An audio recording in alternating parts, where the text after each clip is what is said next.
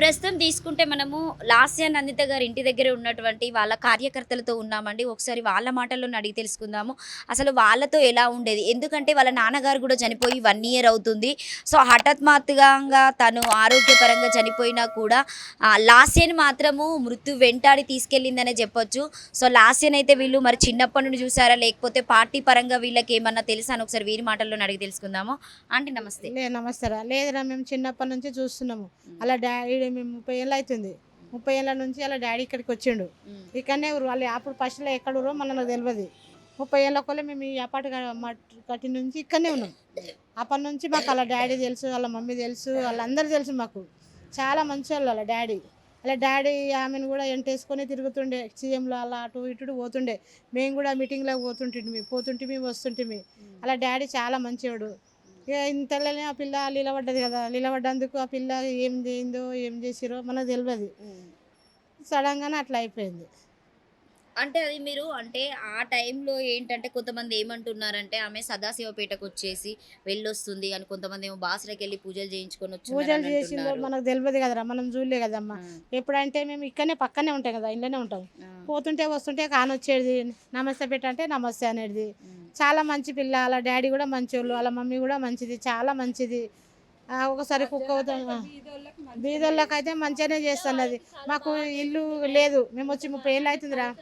మాకు ఇప్పుడు ఇల్లు లేదు, ఇల్లు ఇస్తున్నది, లలిత బంధువు ఇస్తున్నది.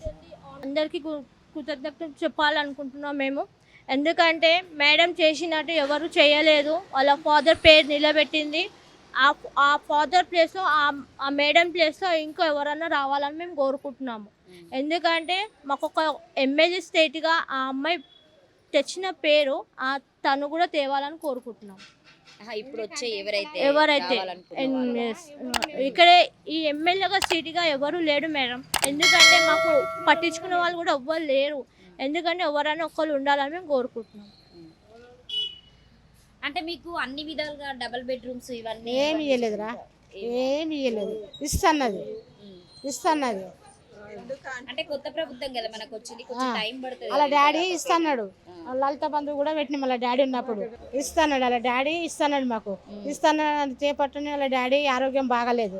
సడన్గానే అట్లా వాళ్ళ డాడీ అయిపోయింది. అయిపోయినాక ఇక సంవత్సరం దాకా ఏమి అడగలేము కదా. సరే ఇస్తాను లలిత బంధువు ఇస్తామని 10,000 దాకా మేము ఖర్చు పెట్టుకున్నాం. ఇస్తామన్నారు. ఇస్తామన్నాక దబ్బుకున్న కొంతమందికి వచ్చినాయి, కొంతమందికి రాలేదు. సరే తర్వాత వస్తాయని చెప్పింది. సరే బేటా వస్తాయంటే వస్తాయి అన్నది. వస్తాయి అన్నాక ఏం చేసిండు భాస్కర్ ఏమన్నాడు, వస్తాయి మీకు వస్తాయి, ఎట్లయినా వస్తాయి, మీరు బీద వాళ్ళు కదా, గరీబు వల్ల. నాకు ఊరికాడ ఇంటికాడ ఇల్లు లేదురా, ఇల్లు కూలిపోయింది, ఇంటికాడ ఏం లేదు. మేము వచ్చిళ్ళకు 30 ఏళ్ళు అవుతుంది వచ్చి. ఈడ కూడా మాకు ఎవ్వరు సాయం చేయలేదు. ఒక ఇల్లు లేదు, ఏం లేదు మాకు. గరీబ్ వాళ్ళం. ఎందుకంటే వాచ్మెన్ కొన్నాం. వీళ్ళతోని గడికి వెళ్ళిపోమంటారు.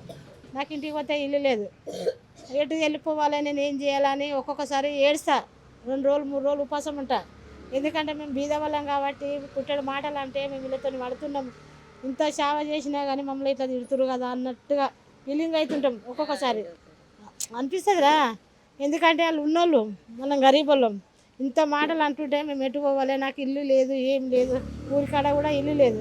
ఈడ వచ్చి 30 ఏళ్ళు అవుతుంది. సాయన కూడా మాకు ఇల్లు ఇస్తాడు, ఇవ్వలేదు.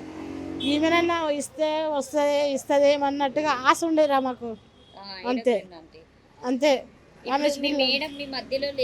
లేదు కదా, ఇంకెవరన్నా వచ్చి ఏమైనా సాయం చేస్తారేమని అది కోరుకుంటున్నాం రా మేము. మంచిగా ఉండేది, అందరితో కలిసిమెలిసి ఉండేది మేడం. చాలా బాగా మాట్లాడేది, అందరితో కలిసిమెలిసి బిజీగా ఉండేది. అంత షాక్ అనేసి మేము ఎర్లీ మార్నింగ్ అంత షాక్ కూరేసేసరికి ఏంటి ఇంత షాక్ ఇచ్చేసారు, ఇంత మంచి అమ్మాయి ఇట్లా అయిపోయింది ఎందుకు అనేసి మేము అలా అనేసి ఆగిపోయాం మేడం. అసలు ఇట్లా జరుగుతుందని ఎప్పుడు అనుకోలేదు. అసలు రేవంత్ అన్న వచ్చినాడు, మన కేసీఆర్ అన్న వచ్చారు, కవితక్క వచ్చింది, అందరూ వచ్చేసరికి మేము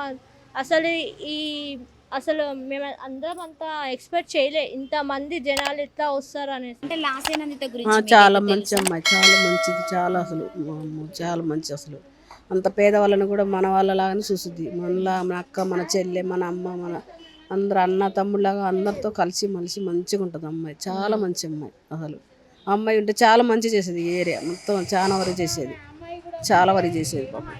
అమ్మాయి ఉంటే సీఎంలో ఉంటే మాకేమన్నా గరీబ్ వాళ్ళకు బీద వాళ్ళకు ఏం లేము కదా మేము, ఒక ఇల్లు ఇస్తుందో ఏమో అన్నట్టుగా ఆశ ఉండే మాకు.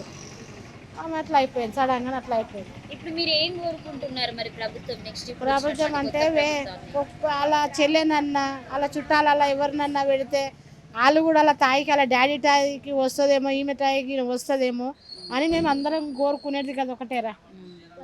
అలా కుటుంబ సభ్యులు ఎవరన్నా ఆ దేవుడికి అదే కోరుకుంటున్నాము.